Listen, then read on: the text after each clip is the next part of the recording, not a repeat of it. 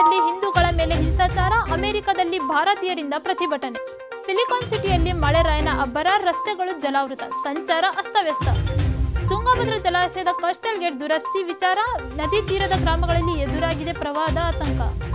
19 ದಿನಗಳ ಪ್ಯಾರಿಸ್ ಒಲಿಂಪಿಕ್ಗೆ ತೆರೆ, ಪದಕ ಪಟ್ಟಿಯಲ್ಲಿ ಅಗ್ರಸ್ಥಾನ ಕಾಯ್ದುಕೊಂಡ ಅಮೆರಿಕ.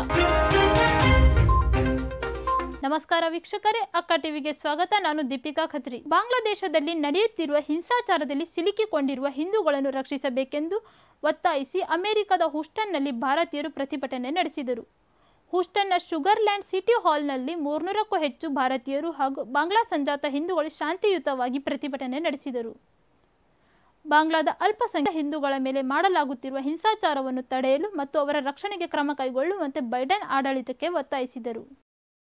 ರಾಜಧಾನಿಯಲ್ಲಿ ಬೆಳ್ಳಂಬೆಳಿಗ್ಗೆ ವರುಣನ ಆರ್ಭಟ ಜೋರಾಗಿದೆ. ಧಾರಾಕಾರವಾಗಿ ಸುರಿಯುತ್ತಿರುವ ಮಳೆಯಿಂದ ಜನಜೀವನ ಅಸ್ತವ್ಯಸ್ತವಾಗಿದೆ.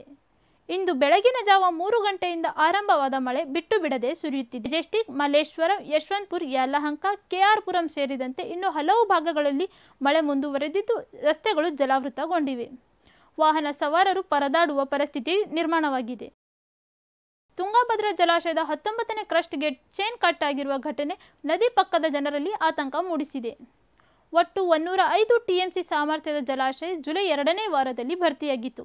ಇದೀಗ ಹೊಸದಾಗಿ ಕ್ರಸ್ಟಲ್ ಗೇಟ್ ಅಳವಡಿಸಬೇಕಾದರೆ ಜಲಾಶಯದ ನೀರನ್ನು ಅರ್ಧದಷ್ಟು ಖಾಲಿ ಮಾಡಬೇಕಾಗಿದೆ.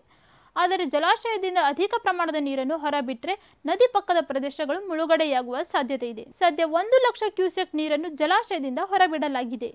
ಈ ಹಿನ್ನೆಲೆಯಲ್ಲಿ ನದಿ ತೀರದ ಗ್ರಾಮದಲ್ಲಿ ಪ್ರವಾಹದ ಆತಂಕ ಹೆಚ್ಚಾಗಿದೆ. ಇನ್ನು ಕೊಪ್ಪಳ, ಗಂಗಾವತಿ, ಕಾರಟಗಿ ಸೇರಿದಂತೆ ಸುತ್ತಮುತ್ತಲಿನ ಗ್ರಾಮಗಳ ಜನರಿಗೆ ಎಚ್ಚರದಿಂದಿರುವಂತೆ ಜಿಲ್ಲಾಡಳಿತ ತಿಳಿಸಿದೆ.